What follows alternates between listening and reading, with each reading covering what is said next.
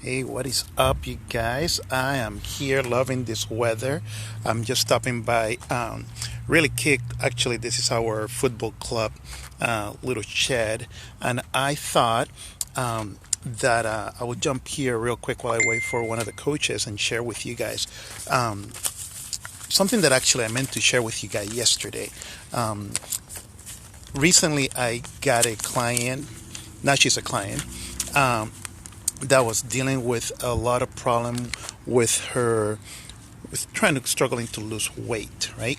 And um and her struggle is being kind of on and off, kind of like the yo-yo dieting kind of concept. And so we got to talking, and I did a quick assessment on her, and from the physical therapy aspect she was good to go, she was fine. And when I put her through the hormone balance assessment, you know, known lo and behold, she was having issues with her cortisol levels. And one way that we were trying to figure it out, or you're able to figure it out, is because you actually do some strength training, but you don't see any changes on your other hormone levels, right? So hormones like your androgens, your growth hormones, and other things like that. So my first recommendation to her was to find a way to tune down or tone down her level of stress, because when you're dealing with what I call the belly push, right?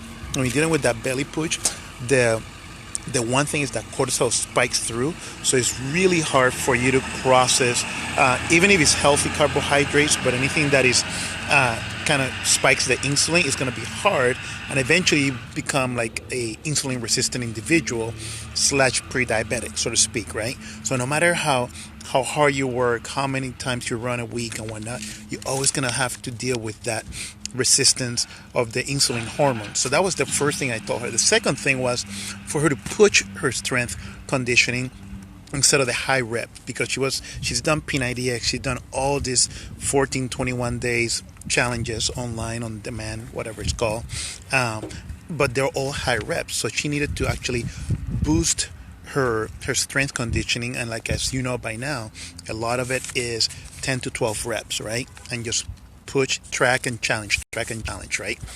um, so I'm sharing that with you because I want to come back here in a few weeks and hopefully have her here with me, because we're in a different time zone, so we'll see if it works.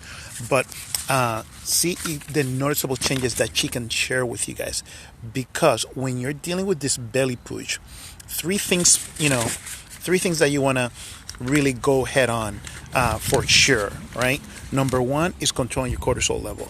Number two is have a good workout program that actually, what do you call it, really accentuate you keeping the lean muscle mass.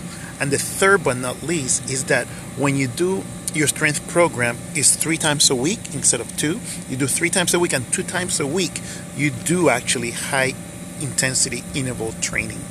Okay, and those are the ones that I'm kind of now helping her this week because her joints and whatnot. But you want to do that 5 days a week, so you're actually working out 5 days a week, right? And here's the kicker: the rest of the week is mellow yellow. We're trying to spend no more than 3 hours a week doing these workouts, because, as I said earlier, the cortisol component is the major issue with her. So I want her to spend a lot of the time on those top 3 ladders of the wellness ladder. I don't know if I've shown it to you guys, but I've shown it to you guys probably in the last few days. But the wellness ladder, which is, your mind shift or mindset, wherever you state you are, your emotional and mental health, and of course your valuables standards. So I want her to spend more time doing those than actually working out. The workouts, as always, I can help anybody with those, and they can see results quick. It's the first 3 or 4 rungs of the ladder that people always forget, and they get frustrated because they just focus on the bottom 3 rungs of the ladder, which is they always focus on the workouts and eating healthy and doing ketogenic and all that, but they forget the top 3.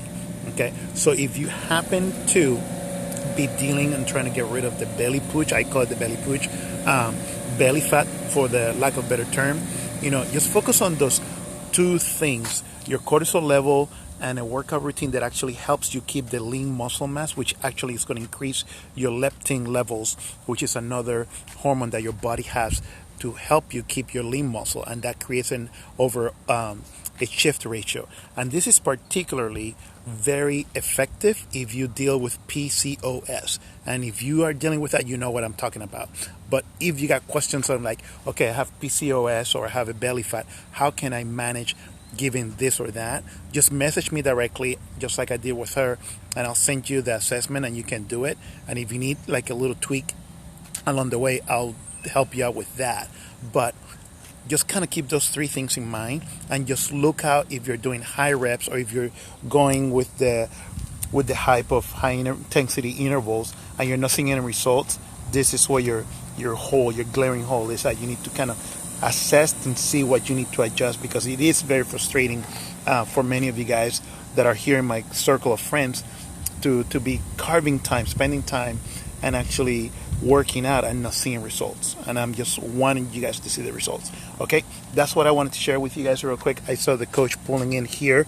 We're having a big club meeting later on, so I got a couple things to take care of that for him. But in the meantime, you guys, as always, be healthy and be well. Talk to you guys later. Bye.